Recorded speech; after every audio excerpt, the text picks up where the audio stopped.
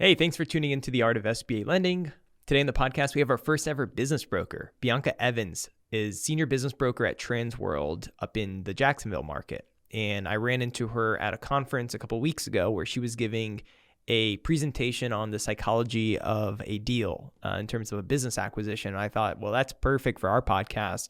And I wanted to kind of bridge a few gaps with her in terms of the broker and SBA lending community. So we kind of talk through the psychology of a deal before it gets to the desk of an SBA lender so that SBA lenders can have a little bit more empathy for the deal. So without further ado, let's get into it.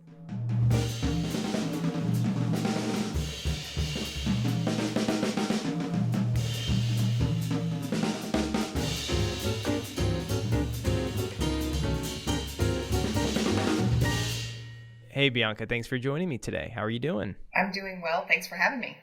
Good. So I heard your talk at that BBF conference a couple weeks ago, and the topic was something along the lines of the psychology of the deal. And I was just curious, was that your idea to pick that topic for that session? Yeah, it actually was. It's always an area of interest of me, just human behavior in general. And, there are a lot of emotions people go through when they buy or sell a business. So, yeah, it was a topic I suggested, and the members agreed that it was a topic that they were willing to hear about. And that's how it came into fruition. Yeah, I was blown away by hearing it because, there's the science of doing a deal. You got to create a SIM. We have to get a contract. We have to do all these things. But that psychological part, you just don't hear too many people talking about. And I think it's so important. It's kind of what we did the podcast for. There's science and art, and this is kind of more of the art. Why did you think it would be beneficial for the folks in that room to hear what you had to say? Well, like you said, a lot of people get really focused on maybe the technicality of it, but they forget about the human component. And the human component is as important as the technical. I think you have to have knowledge on both areas.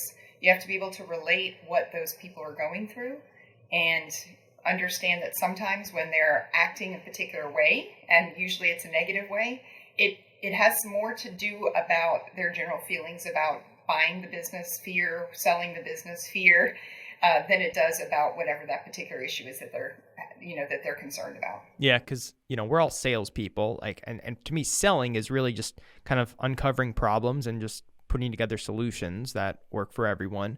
So it's almost like when you get the listing, the selling doesn't stop. Your job is through the whole way. You're having to deal with these issues that might come up, like cold feet or, oh, they're asking me to do this. And, I'm sure you've seen a lot of stuff come up throughout a transaction. Yeah, so Ray, you're right. The moment that I start interacting with the customer, I'm setting expectations. So we as brokers, and bankers too, have kind of an idea of certain things that are going to happen and certain requirements. And instead of it being a surprise, because at the end of the day, nobody likes surprises when they're doing a deal. So anything that we can do collectively to set the stage so that we don't have those surprises is going to help later on. Whether it's talking to them about what the bank expectations might be surrounding a seller note, whether that's really just even talking about emotions. I will often mention to folks, hey, you're going to go through a gamut of emotions, and there are going to be times that you're going to say to yourself, what the heck are we doing selling this business? And conversely, the buyers tend to be even more fearful in some regards than the sellers. Oh, what the heck am I doing? Risking everything that I'm risking to get an SBA loan, which of course includes personal guarantees and such. So that's another thing I bring up early in conversation. I set the expectation so that we're not doing all of this work collectively, and nobody thought to tell the buyer, oh, by the way, if you've got a reasonable amount of equity in your home, we're going to have to collateralize that. And for some, that's a deal stopper, and that's okay, but let's get it out of the way on day one, not on day 30. Right.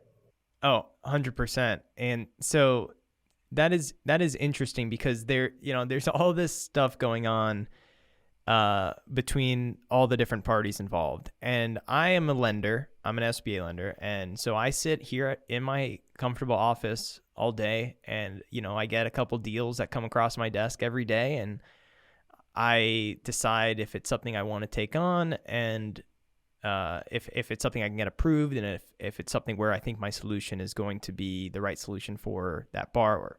That said, there's this whole life of this deal that has started from really, I mean, most of my deals are business acquisition. So it's like the deal kind of starts with the seller maybe thinking, I'm going to retire soon. Like I need to be thinking about this. So from the time a deal hits, like what happens to a deal before the deal hits my desk? Talk to me about how long the deal is kind of being worked on and what's been going on throughout that transaction. So by the time I hits my desk, I know kind of where it's been. Sure. So again, it depends a little bit on each individual broker, but the process, in my opinion, is once it hits my desk, so a seller agrees to move forward with me. So, and sometimes I've been working with the seller for years. I mean, I had one where I was working with the seller since 2008. Of course, that was not a good time to sell a construction-related business, and we didn't sell their business. They didn't list their business with me until end of 2019. Of course, we had a little bit of slowdown during the COVID period, but we ultimately sold the business by the end of 2020. So sometimes I'm in a relationship with these sellers for years beforehand. Most commonly, it's not years, but it's certainly months. So once that seller finally decides to move forward and signs up, I make a package, I send that to some lenders to have them pre-qualify it so that I could mark it in our system, the MLS for the Business Brokers of Florida as lender pre-qualified. And then my job, of course, is to find the right buyer. Sometimes there's another broker involved, sometimes there isn't, but we're looking for someone who has a reasonable PFS to match the down payment requirements of the pre-qual. And then we're also looking for someone who potentially has the skill set to match. Now, obviously, it's ultimately up to the lenders and finding relatable experience, but those are all things in the process that occur before we re-engage a lender. So at that point, the buyer is pretty well interested in the business, has already met the seller. And again, if the PFS looks at all borderline, I'll introduce the buyer earlier in the process.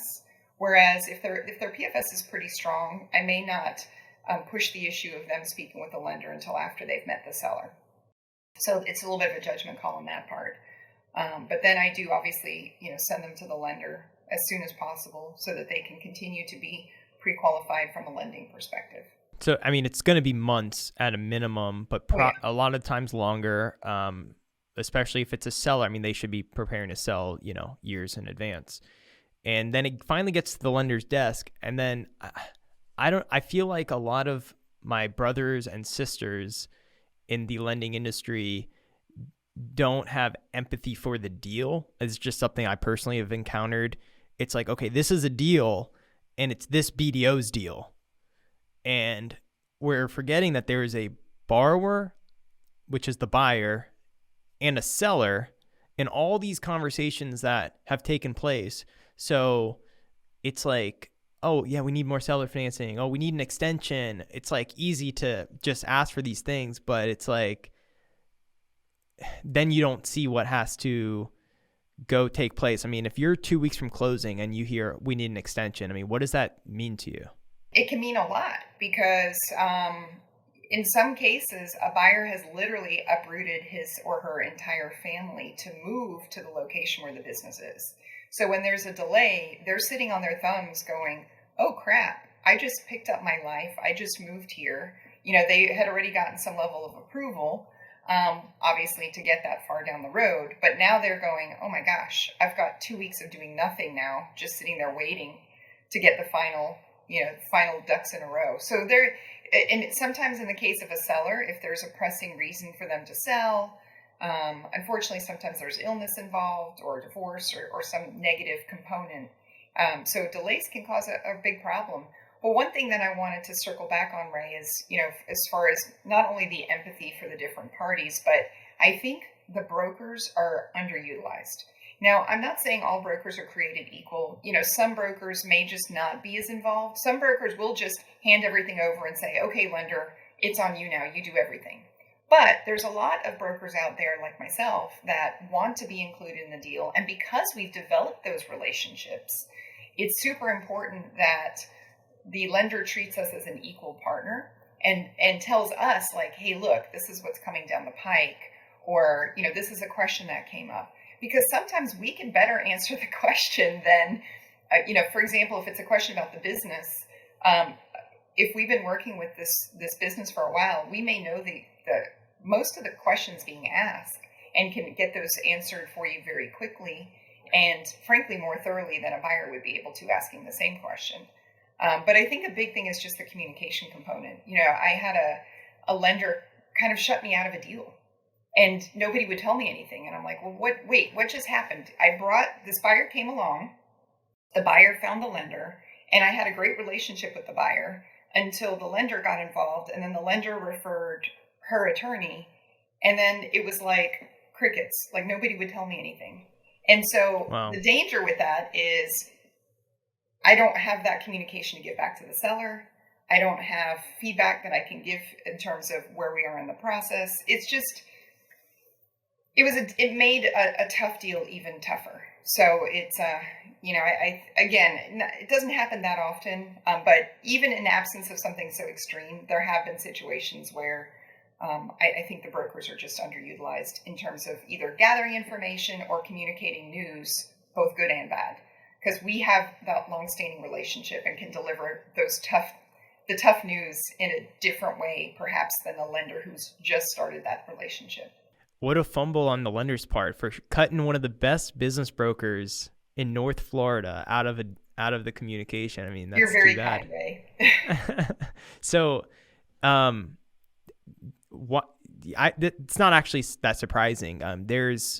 Not the lenders you probably deal with, not us, but there are banks that broker is a bad word at some of these banks. Why do you think that is?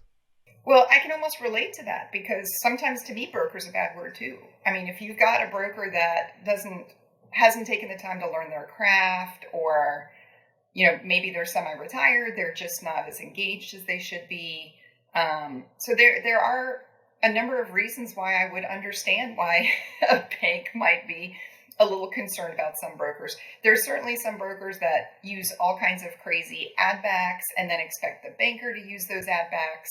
Yes, there are going to be ad backs that I use that you don't, but I'm not expecting you to take them. I know you're not going to take them, and that's fine because there's a process you have to follow. I can understand, but I guess I would just caution lenders by saying not all brokers are ones that need to be treated like a pariah.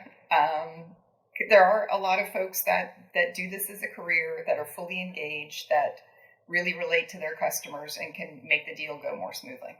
It always comes back to communication, because like even in the example of, hey, we need an extension. Well, if that comes out of nowhere, it's like, wait, I thought we were closing in 2 weeks. But if your lender is saying, hey, we need X, Y, and Z from the buyer and maybe something from the seller, and if we don't get it by next Tuesday, we're going to have to push this, and then Tuesday comes and we don't have it. Okay, we all knew that was going to happen. That's right. Versus no communication, boom, pushing out. Now the seller's like, what's going on? What's wrong at the bank? Like nobody knows. It literally is all about communication, and also what you said about setting expectations up front, because like that's what we're going to compare everything to. Where are we at compared to how we set the expectations up front? I always ask for the closing checklist because there's a lot of items on there that I can more efficiently get knocked out than the buyer can. So I will, I always want to be included in that. And if the lender doesn't include me, I ask the buyer to, which most of the time they will. But yes, I'm in the middle of a deal right now, similar situation. The buyer knew that he needed his liquor license before we could close. He also knew, and so what I did for him was I said, look, you can go at your own. Here's what you need to do to get your liquor license. Or you can hire a consultant. So he chose to hire a consultant, which was nice because he knew kind of what the process is. He knew they were going to kind of push it through the process.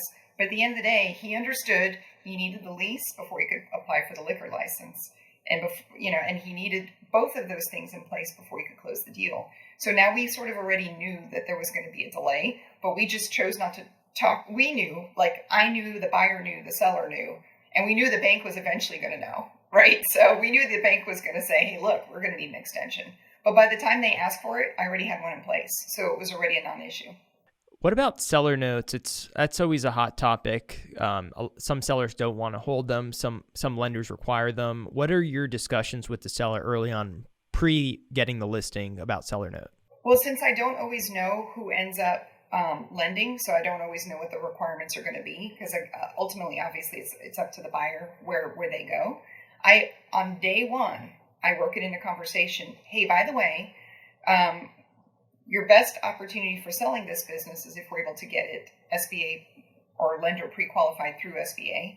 And the reason is, and then I go through the benefits for the buyer.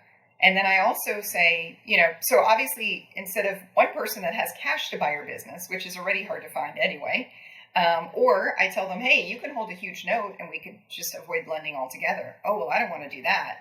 So then the next part of the process is, okay, so you don't want to hold a large note. I get that. However, you need to keep in your mind that there are going to be some lenders that may require, especially depending on the strength of the buyer, and also sometimes, the business, right? If it's consistently, been doing the same seller discretionary earnings number year over year, it may be less important than if they have hockey stick growth.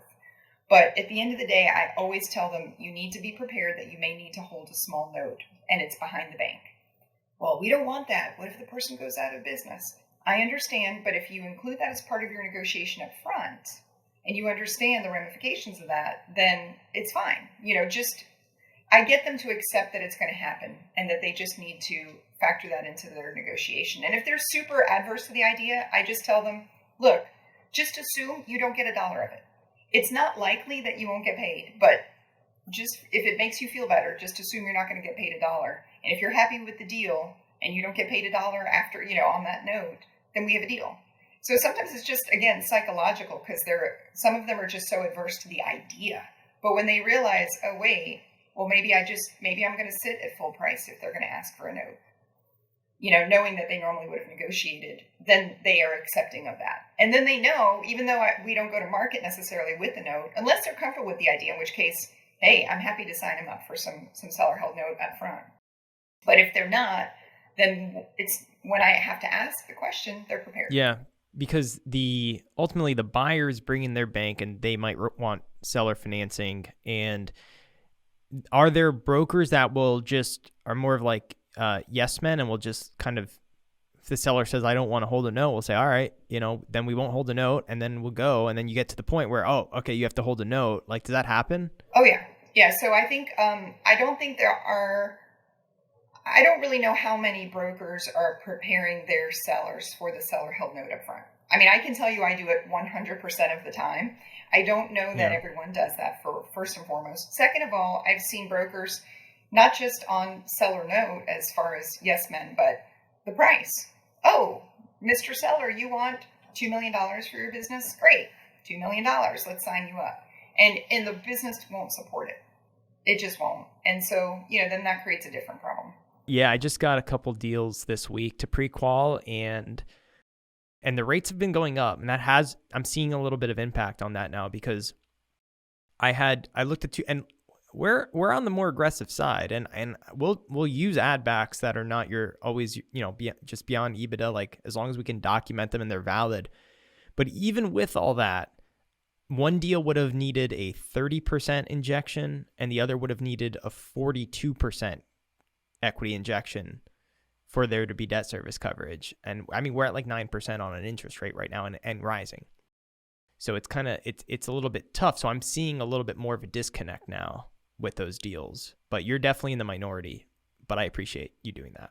Well, thank you. I mean, maybe I can help spread the word so that, because if every broker had that conversation with their seller on day one, then when I bring them a buyer, it'll, it's a positive impact as well. So maybe I can get the word out on my end how important that is.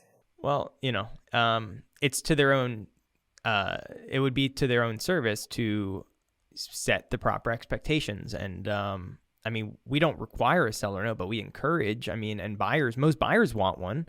Sure. Because it's just, particularly if they are going to rely on the seller post-closing, like they don't have industry experience and They need to be taught how to run the business. But all right, I'm tired of seller notes. Let's move on. All right. What's been your experience with SBA lenders over the years? Have you done a lot of SBA transactions? I assume yes. Yeah. So I've been doing this for about 16 years. So I do a fair number of SBA transactions every year. I would say anywhere from probably probably 4 to 8, maybe even a little more sometimes. So I do a fair number of them over the years. And the experience I've had with the various SBA lenders varies greatly. So, my biggest beef is when, the BDOs come and they want to sell me on their services. And I'm like, it's very quick for me to figure it out that they really just don't understand SBA. So I don't like to work with those particular partners because they want to be the primary contact, but I prefer to talk to somebody who I can have a very direct conversation with. And, because I know enough to be dangerous, right? I'm not going to say I'm an expert, but as far as brokers go, I probably know more rules than most.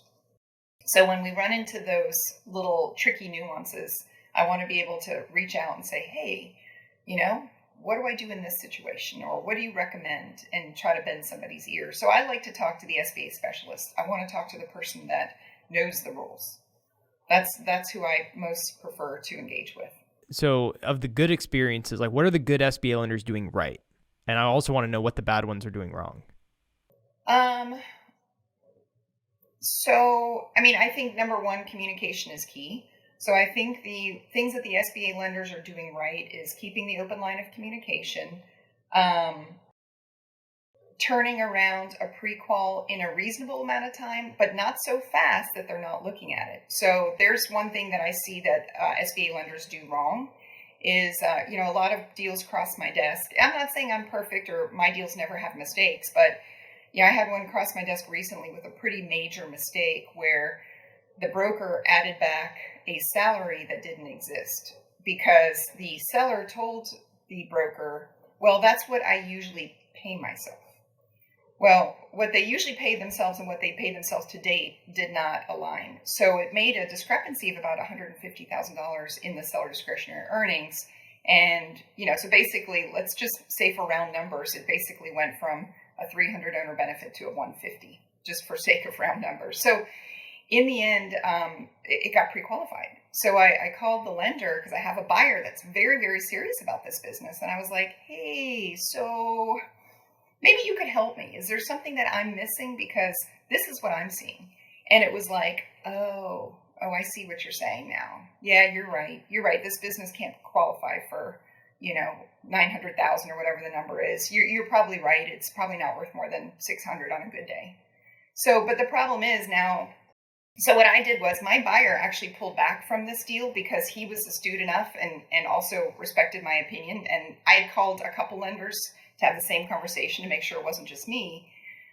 Right now, a different broker has a buyer for this particular business, and it's an SBA deal. And it's been like 3 weeks in, and I keep watching it going because I'm hoping, I don't want this to fail. I want them to be successful, of course, but I don't see how they can be successful. So I'm just sitting back watching, waiting for it to implode. But we're already 3 weeks in, and so far there hasn't been a ripple, which tells me nobody's seen what I've seen yet. So. Yeah. Oh boy. Well, if that lender's watching, shame on you, lender. Why are you doing that? Because I agree. And I talked about this at the conference, right? Because it's like, oh, free marketing. Let me just shove my flyer in this sim and say it's pre-qualified, and then figure it out later. Yeah. And far too many banks are doing that. Yeah. Honestly. So if I get a pre-qual in an hour, I'm very worried, right? But at the same token, I don't want to wait a week and a half for it either. So, I'm fine if it takes a few days. I just want to make sure it's thoroughly looked at, and I don't release my opportunities until I get the pre-qual. So it is important that we get them fairly quickly. And then the other thing too is I kind of like to know what amount of salary you put in for the buyer. So, sometimes if the deal is skinny, somebody will tell me, all right, well, I did the pre-qual, but I only have a $50,000 salary in there.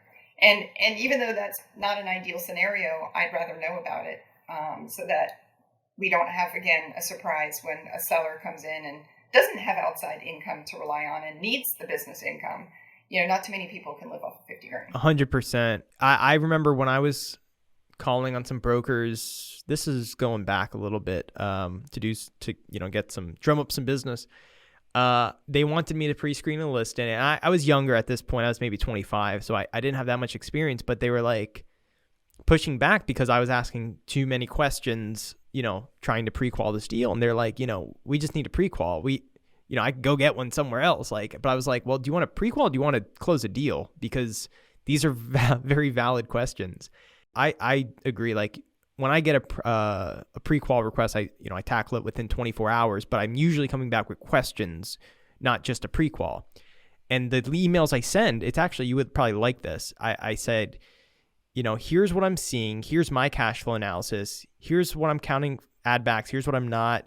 Here's the structure that works. And here's my assumptions on this whole thing, including the buyer salary. And I'm showing my work. So, I mean, it's not ideal because the last 3 deals, everyone wanted 90% financing or something like that. And I was like, it only works, with 20% on this deal, 30%, and then again, 42%. But that one was just. Yeah, you're right. I would like that. And, so once upon a time, I actually used to do 2 separate recasts, one that I would send to the bank and one that I would use, just internally for the buyer. But I've gotten too lazy. I don't do 2 separate recasts anymore. But, it does drive me a little nuts because sometimes I'll have a bank, look at it and go, oh my God, we're not going to take those add backs and blah, blah, blah. I know you're not going to take those add backs. That's okay. I get it. You're not going to take all the add backs. So that's always, kind of a hot button too, is, there are going to be some lenders that are more generous than others. I think another thing that is helpful is I think most brokers look for a one-stop shop. So they sometimes worry less about the rate that their buyer is going to get and worry more about the fact that they could send maybe a little bit of a smaller deal or one that has a little bit more hair on it, in addition to ones that are a little bit larger deals. So, so sometimes the path of least resistance is going to the person that's going to handle all of it so that they don't have to think about, okay, this lender is better for this lender's better for that. Now, I know that's not going to be right for every lender, but, that would be my recommendation if that's an option. And, I do look at what happens with the buyer. So I do care what rate they get, especially now. It's become more important than ever, with these rising interest rates. So, I know some lenders are going to be more conservative.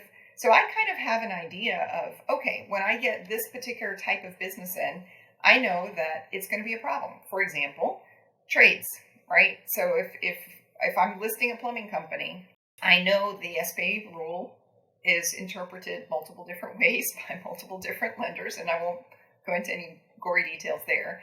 But ultimately, there are a few lenders that I had one last year. It was a plumbing company. They didn't even ask. And I was like, oh, okay. I mean, I was scared to death they wouldn't do the deal, but they did. So now I know that there are certain lenders that I can take those kind of deals to that don't seem to take it as seriously as everyone else does. Yeah. I know. It's weird. It's and that could change too. Yeah, some of the younger lenders don't. I know that changes minute by minute. So I get it. Yeah, but the trades can be tricky with the licensing. But yes, sure. I've seen so many different, and I do a lot in the trades. So like I get buyers saying this lender said we need somebody who can guarantee the loan with the license, and I'm like, no. That's just that bank. So yeah, there's that's one of the crazier things I've seen. Yeah, yeah. What about what's interpretation issues for sure? I mean, we could do it. Trust me, a whole nother 3-hour segment on that, but I'll spare you. And then anything wrong, like any horror stories, anything juicy you can tell me about some crazy stuff that SBA lenders have pulled over the years? I think my biggest beef is, yes, everything looks great. It looks great. It looks great. It looks great until it doesn't, right? So the quicker we can get that go, no-go gauge and then either realize, okay, this deal is not going to work for this particular buyer, or we just need to move on to a different lender. So the quicker we can get to that go, no-go gauge, the better. So probably the horror story that sticks in my mind, and it's not so much a horror story, it's more of an irritation. Well, so very early in my career, we all start somewhere and we're all kind of green. I had a lender who was not an SBA lender who said, oh yeah, you should send yours to me. Oh, blah, blah, blah. It'll be great. Blah, blah, blah. So I said, okay. So I called this BDO and I'm like, hey, look, I have a deal. It is not bank financeable. The books are crap. However, I need you to do me a favor. This buyer will not take no for an answer. So again, the Bianca today would have handled this differently. I wouldn't have leveraged the banker probably. I probably would have been brave enough to just tell the buyer to go pound sand. But in this particular instance, I thought it would be better and easier if the lender could simply just tell the buyer, hey, look. So not only was the sell side crap, which I don't take those anymore, so it's kind of a non-issue today. But on the buy side, the buyer had like very little money, no home, no collateral to speak of. So it would have been, even if the business had been pristine, the buyer was not a good buyer. So all I wanted was this gentleman to listen for 10, 15 minutes, ask a few questions and say, I'm sorry, this business and you are not a candidate for lending. So instead, I got a call from the buyer going, I talked to your lender and they want me to send in all of the tax return information. And, so basically it was like, Bianca, you were wrong. They're going to look at this deal. And I'm like, are you meeting a quota by wasting time? I don't understand what's happening. So that was one of the rare instances that I got super mad at a lender.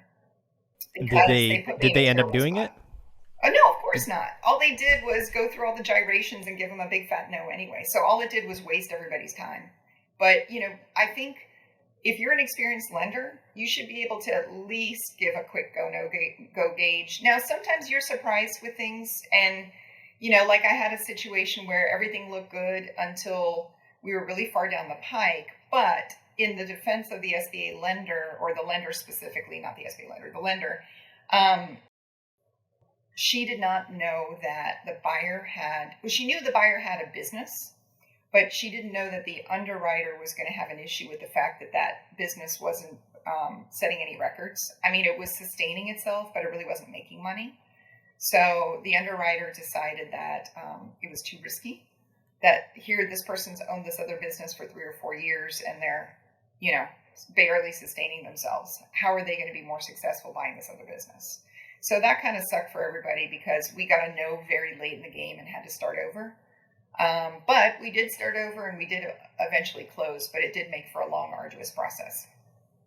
There's two schools of thought in the SBA world about like issuing a proposal and saying, hey, I could do this, because that's basically when you have a buyer and a seller and there's an LOI or a purchase agreement or whatever. And now the lender has said, here's my term sheet, which means I can do this for you. And here's what the terms look like. And still got to go through final underwriting and get a commitment letter. But this is what we're looking at here. And half the lenders will put that out as I'm a BDO and I'm just going to put that out without talking to any of my credit people. And the other half will vet it with the credit people and then issue the proposal. The first one is like, let's just get the deal off the street. We'll figure it out later, right?